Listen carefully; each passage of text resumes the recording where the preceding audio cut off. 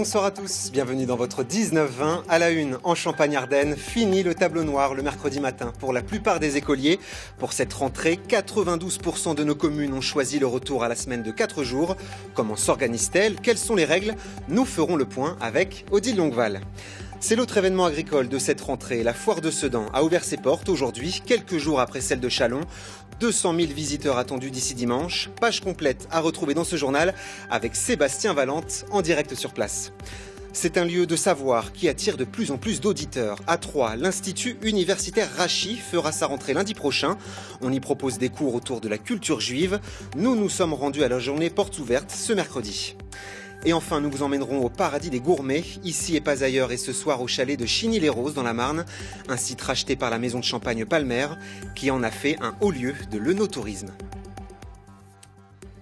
Voilà pour les titres. Mais d'abord, vous le savez, les vendanges regorgent de belles histoires humaines, et parmi elles, il y a celle de Bernadette. Bernadette, c'est une vendangeuse qui travaille dans le même domaine, tenez-vous bien, depuis 40 ans, c'est une figure importante à Sassy, dans la Marne.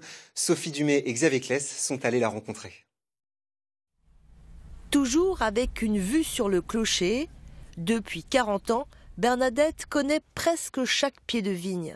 Toute l'année, elle s'occupe d'une partie du domaine d'Aline Olivier Jacquinet Dumez, 3e génération de vignerons. Moi, j'aime bien être toute seule, oui, c'est vrai, on est bien. Et la taille, c'est le moment le plus intéressant dans la vigne, parce qu'aucun pied n'est pareil, et sans ça, le reste de l'année, c'est un peu une routine, c'est un peu de la répétition. Bernadette, la discrète, jamais un mot plus haut que l'autre, même pendant les vendanges. Elle connaît le nom exact de chaque parcelle et a vu grandir ses vignes qu'elle conduit d'une main verte. J'ai vu grandir, je l'ai vu pas donner de raisin, c'était très triste. Parce qu'habituellement, c'est vrai que c'est une vigne qui donne beaucoup de raisins, et bon, cette année, c'est le cas.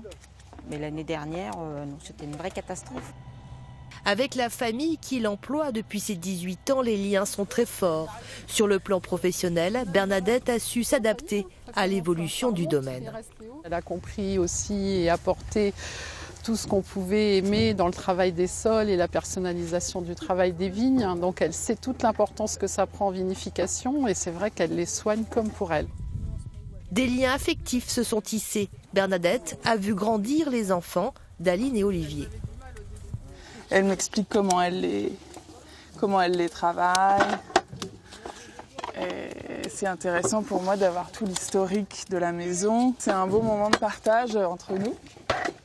Je crois qu'affectivement, si on peut le dire, j'ose le dire, mais oui, je ne retrouverai pas ça avec quelqu'un. Mais oui, parce que c'est un déroulé de vie. Oui, c'est vrai que... Comme je sais aussi beaucoup de choses de ta vie, je sais aussi, oui. Voilà, quand Bernadette, elle a eu des très belles choses, aussi des difficultés, des choses graves aussi.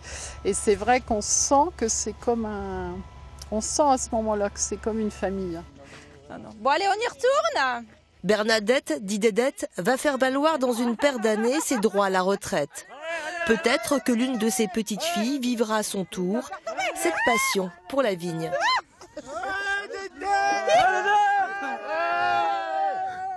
Et voilà pour ces images qui donnent chaud au cœur. Les vignes, justement, elles ont reçu ce matin la visite de Jean Rotner, le président du Grand Est. Vous le voyez, il s'est essayé à la cueillette, à Dizy et à Vise dans la Marne.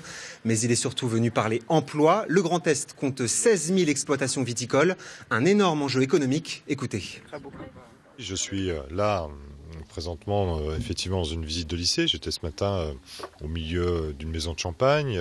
J'ai rencontré hier soir aussi des acteurs de Champagne.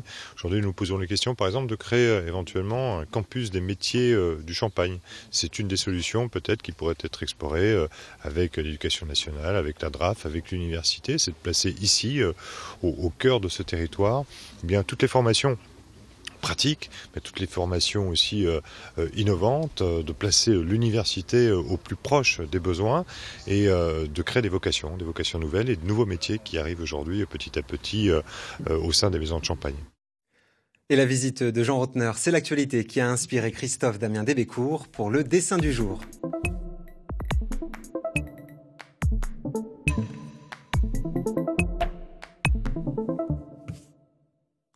À Reims, un appel à témoins est lancé autour du meurtre de Magomède, cet adolescent tué par balle dans le quartier Croix-Rouge le 17 août dernier. Les enquêteurs sont toujours à la recherche du tireur et de ses complices. Toute personne susceptible de fournir des éléments peut composer ce numéro qui s'affiche 03 26 61 46 77. La ligne est ouverte 24 heures sur 24. Et l'on passe maintenant à l'une des nouveautés de cette rentrée scolaire, la semaine de 4 jours. 92% des communes de Champagne-Ardenne ont décidé d'y revenir. Alors comment se sont-elles organisées en ce premier mercredi de l'année? Exemple à Reims avec Mathieu Guiraud et Claudine Crène. Un mercredi matin, presque comme un autre. Une école, des parents un peu pressés, mais pour les enfants, fini le tableau noir. Ce matin, c'est centre de loisirs, une petite révolution pour eux. Ça reste complètement différent de l'école, leur rythme est complètement différent aussi, on ne les oblige pas à faire les activités. S'ils sont fatigués, ils peuvent se reposer, on a les moyens de les mettre au calme. Et puis c'est beaucoup plus tranquille et puis on est surtout là pour s'amuser dans une ambiance conviviale.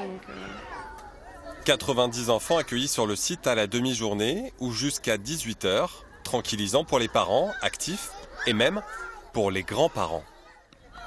En termes d'organisation, on n'est plus embêtés le mercredi matin à courir pendant le midi alors qu'on travaille, sa mère et moi, donc pour nous c'est vraiment très très bien, moi j'apprécie.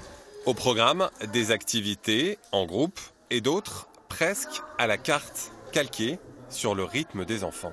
Certains, vous voyez derrière, sont tout de suite en activité physique, d'autres vont avoir besoin de plus de temps pour arriver à un degré, on va dire, d'éveil suffisant pour d'autres types d'activités. Ils vont être plutôt en bibliothèque, sur des jeux de société avec les animateurs ou sur des choses beaucoup plus calmes. Le retour à la semaine de 4 jours à Reims, le souhait de 70% des familles consultées fin 2017. Pour s'adapter, la mairie a dû élargir son offre d'accueil et recruter des animateurs à budget constant par rapport à l'an dernier. Les 4 jours et demi coûtaient à la collectivité. À titre d'exemple, en retirant bien sûr la partie État, ça revenait à la ville ou coûtait à la ville 1,5 million d'euros. Aujourd'hui, nous n'avons pas baissé ce budget et donc ça rentre dans l'enveloppe qui avait été prévue auparavant. Une école des sports de 600 places, entièrement gratuite, ouvrira ses portes la semaine prochaine. En attendant peut-être pour la rentrée 2019, une école municipale de la culture. Et si vous êtes parent d'élèves, on va tenter d'aller un peu plus dans le détail de cette fameuse semaine de 4 jours. Odile Longueval est avec nous, bonsoir. Bonsoir. Alors Odile, on a vu que 92% des communes champardonnaises revenaient aux 4 jours, mais quelles sont les règles ? Eh bien David, les communes qui ont fait le choix de revenir à 4 jours, elles doivent proposer des activités périscolaires. Elles se dérouleront le mercredi et seront à la charge de ces collectivités qui seront partiellement aidées par l'État. Alors Odile, quelles sont les contraintes pour ces municipalités ? Eh bien, David, on peut le dire, effectivement, certains maires rencontrent des contraintes financières. Regardez ces chiffres. En moyenne, chaque année, une commune doit dépenser près de 230 € par enfant pour ces activités. Alors certes, 30% sont pris en charge par l'État ou par d'autres organismes. Mais du côté des maires, on pointe du doigt la baisse des dotations de l'État et donc la difficulté pour organiser ces activités. Autre problème, c'est qu'il faut trouver des animateurs qualifiés et que parfois, dans certaines zones, notamment les zones rurales, eh bien, c'est compliqué. Alors justement, un plan spécial pour aider ces communes a été créé. Tout à fait, c'est le plan mercredi. Il a été présenté par le ministre de l'Éducation nationale en juin dernier et son but, eh bien, c'est d'accompagner ces communes en difficulté, c'est de leur proposer une aide financière avec une hausse de la subvention de la Caisse nationale des allocations familiales. Mais le problème, eh bien, ici, c'est que des communes qui en ont besoin ne peuvent pas forcément en bénéficier parce qu'il faut répondre à certains critères pour accueillir des activités de loisirs. Merci beaucoup Odile pour toutes ces précisions. La rentrée, justement, c'est pour bientôt à l'Institut Rachy à Troyes, cet institut universitaire laïque qui propose des cours autour de la culture juive. Aujourd'hui, c'était les portes ouvertes et en 10 ans, la fréquentation a été multipliée par 4. Céline Lang et Olivier Mayer y étaient. À 80 ans, Claude a soif de connaissances. Alors sa brochure en main, elle choisit un à un les cours et conférences qu'elle suivra cette année. Tout l'intéresse. Je veux apprendre, je veux connaître, je veux m'enrichir encore intellectuellement. Et je connais un peu, mais pas suffisamment. Et ces journées sont fantastiques. Cours magistraux, conférences, dîners, débats, le programme est riche. Furetant dans la nouvelle bibliothèque de l'Institut, Vanny suivrait bien les cours sur l'hébreu ainsi que celui sur Rachi et la Bible. Ce que je trouve extraordinaire, c'est qu'on habite une petite ville comme Troyes et qu'on a une université avec une richesse d'enseignement qui est assez étonnante, justement sur le monde hébreu qu'on connaît très peu, parce que moi-même je ne suis pas juive, mais c'est exceptionnel. Nul besoin d'être juif ou religieux pour venir s'instruire ici. L'Institut est laïque. Sa volonté, donner des outils à ses auditeurs pour mieux comprendre les enjeux du monde contemporain. Quand on parle de religion ou de faits religieux, de quoi on parle ? Et quand on parle de philosophie, de laïcité, quand on parle de culture, de quoi on parle ? Et donner des outils au niveau de la langue, au niveau de la pensée, au niveau de la culture, donner des outils à chacun pour que chacun puisse se faire sa propre opinion, mais avec des outils corrects et pas depuis des fantasmes. C'est ça qu'on essaye de faire ici. L'Institut Rachi compte 80 étudiants, 170 lycéens, 150 auditeurs et 4000 visiteurs à l'année, un chiffre qui ne cesse d'augmenter. Un mot de politique. Gérald Darmanin, ministre de l'Action et des Comptes Publics, sera en Haute-Marne demain. Il sera à la préfecture de Chaumont le matin pour une réunion autour du prélèvement à la source. L'après-midi, il se rendra probablement dans un EHPAD. Nous le suivrons bien sûr toute la journée. Entretien et reportage complet à retrouver demain dans nos éditions. C'est l'événement de la semaine dans les Ardennes. La foire de Sedan a ouvert ses portes ce matin. C'est la plus grande foire gratuite du Grand Est. On retrouve en direct sur place Sébastien Valente. Bonsoir Sébastien. 200 000 visiteurs sont attendus d'ici dimanche. Effectivement, l'un des grands moments de l'année, cette foire de Sedan, si ce n'est même l'événement à ne pas manquer ici dans la cité de Turenne, avec, vous l'avez dit, près de 200 000 visiteurs attendus d'ici dimanche. Pour cette 83e édition, 400 camelots et 200 artisans ont installé leur stand dans les rues et le centre-ville de Sedan. Et si l'édition 2017 avait été quelque peu gâchée par la pluie, ici, tout le monde espère qu'il fera beau jusqu'à dimanche. Alors Sébastien, l'un des aspects les plus importants de la foire de Sedan, c'est le pôle gastronomie. Et oui, un pôle gastronomie effectivement très prisé. Il avait été l'attraction phare l'année dernière et devrait l'être encore cette année. Mais les Sedanais, les Ardennais et les autres ne sont pas forcément venus que pour cela. Nous avons croisé déjà beaucoup de visiteurs pour ce premier jour de foire. Et si certains regrettent tout de même une affluence plus faible qu'il y a quelques années, d'autres sont ravis de faire de belles affaires ici à Sedan. Je vous propose de les écouter. C'est surtout les bonnes affaires. Moi, je viens pour acheter des casseroles, des draps, donc voir un petit peu ce qui est proposé. Puis aussi, effectivement, faire des nouvelles découvertes. Voilà. C'est vraiment triste. Personne. Il n'y a pas de camelot. Ouais. Par rapport à... J'ai connu la foire il y a quelques années et c'était vraiment différent, quoi. Tous les ans. J'y suis. Alors, c'est pour les saucissons, c'était pour les pantoufles ardennaises qui ne sont plus là. Bien dommage. Et puis, ma foi, bien d'autres choses aussi, quoi, les bonnes occasions. Je suis maintenant avec la directrice de la foire de Sedan, Elisabeth Picra. Elisabeth, bonsoir. Alors dites-nous, en quoi cette foire de Sedan est si importante pour la ville et pour ses habitants ? Tout simplement, c'est l'événement phare de la rentrée, vu la date. Et puis avec tout ce monde qui vient sur Sedan, ça reste quand même très important pour nous, tout simplement, économiquement, tout ce qui va avec. Oui, justement, vous en parliez, économiquement, c'est très important pour la ville de Sedan, ses habitants ? Oui, c'est quand même, vous l'avez dit, plus de 200 000 visiteurs. On a quand même 600 exposants, 6 km de rue, 12 mètres carrés de structure. Donc oui, ça draine énormément de monde. Donc oui, économiquement, c'est important. Alors un événement important, mais on ne peut s'empêcher de faire le parallèle avec la foire de Châlons qui a lieu au même moment. Nous avons interrogé à ce sujet le commissaire de la foire de Châlons, Bruno Forget. Je vous propose de l'écouter. Je pense que juste après la foire, il est vrai qu'on va se rencontrer, créer des synergies. J'en veux pour preuve, c'est que nous faisons la promotion de la foire, promotion de la foire de Verdun. On leur dit venez communiquer chez nous. Puisque nous sommes en Champagne-Ardenne, vous avez peut-être le stand de la foire de Champagne, la foire de Troyes, qui vient par contre, qui est un stand pour promouvoir la foire de Troyes. Et j'imagine que dans l'avenir, avec la foire de Sedan, on trouvera des synergies évidentes. Parce qu'il y a vraiment une concurrence entre vous deux ? Non, il n'y a pas de concurrence. Sedan, c'est beaucoup plus sur l'élevage, très professionnel, sur la sylviculture. C'est pas du tout notre manière de notre développement. Nous, on est plutôt sur les gros céréaliers, toutes les grandes coopérations. Et l'élevage est une partie infime. Alors Elisabeth Picrat, je vais vous poser la même question. Est-ce qu'il y a une concurrence avec la foire de Châlons? Non, il n'y a pas de concurrence du tout. Ça reste deux gros événements importants pour la région. Et voilà, tout simplement, non. Alors pourquoi les deux foires sont organisées en même temps? Alors là, c'est le temps... Enfin, c'est... Pour vous expliquer tout simplement, ça s'est fait sur le mois d'août pour la foire de Châlons, ça se fait en septembre pour la foire de Sedan. Après, il y a des dates, des fois, des années qui coïncident comme ça. Après, c'est tout. Il n'y a pas de mots, je veux dire. Ça reste, voilà, l'événement. Et Sedan a toujours été en septembre depuis la nuit des temps. Alors dites-nous pourquoi il faut venir à Sedan. Qu'est-ce qui démarque en fait la foire de Sedan des autres foires et notamment de celle de Châlons? Alors, il n'y a pas de démarquage vis-à-vis de la foire de Châlons. C'est deux foires bien distinctes. Nous, on a quand même la foire agricole qui est très importante en termes de humains, choses comme ça. C'est pas du gros matériel agricole. Après, ça serait du gros matériel aussi. C'est pas une question de choix. Mais c'est vrai qu'on a la chance d'avoir la foire agricole qui est avec.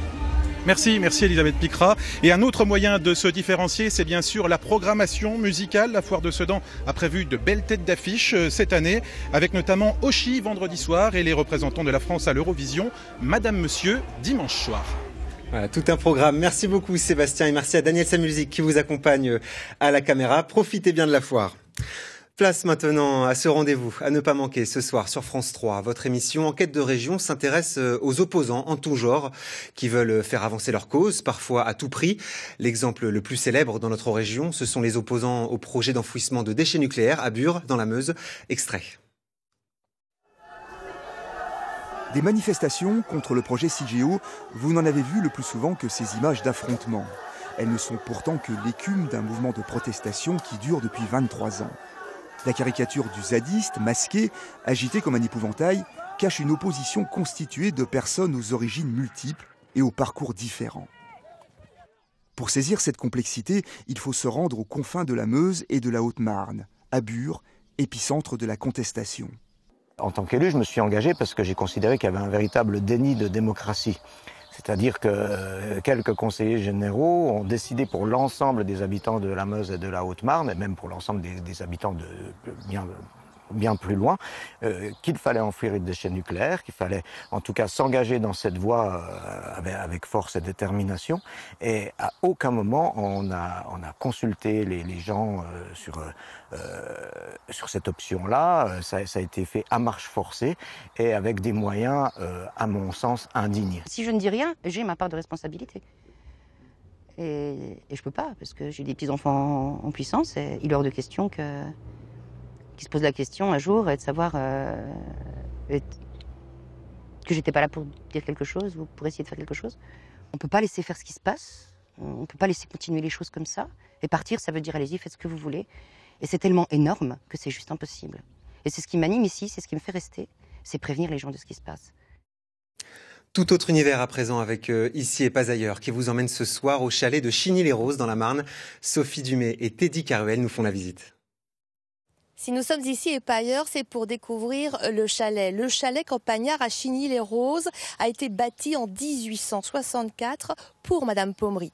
Acquis récemment par le Champagne-Palmer, la coopérative rémoise a choisi d'ouvrir le domaine pour en faire un lieu dédié à l'œnotourisme. Le temps de monter jusqu'au chalet, petit rappel historique. Le nom de Chigny-les-Roses fut ratifié par le président de la République, Émile Loubet, en 1902, en lieu et place de Chigny-la-Montagne. Un hommage appuyé à Madame Pommery, cette grande dame du Champagne et son incroyable roseraie, aujourd'hui disparue. Resté quelque temps dans la famille Pommery, le chalet connut plusieurs propriétaires. Bonjour François. Bonjour Sophie, bienvenue au domaine du chalet. Merci. Alors pourquoi avez-vous acquis cette maison ? C'est vraiment un coup de foudre. Quand on est tous venus ici, un coup de foudre partagé par l'équipe. C'était vraiment une recherche de la part de la Maison Palmer d'avoir un lieu à offrir à nos visiteurs dédié à l'œnotourisme. C'est le jeune architecte Alphonse Gosset, auteur de l'Opéra à Reims et de la basilique Sainte-Clotilde, qui dessina les plans du chalet. Et lorsque la coopérative rémoise devient propriétaire du domaine, un petit trésor historique l'attend.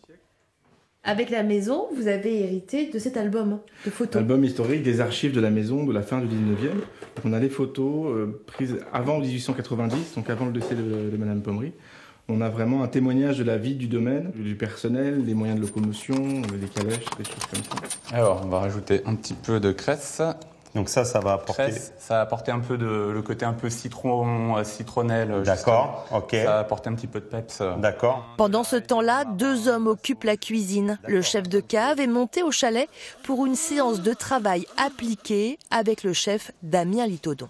Moule, safran, citron confit, voilà.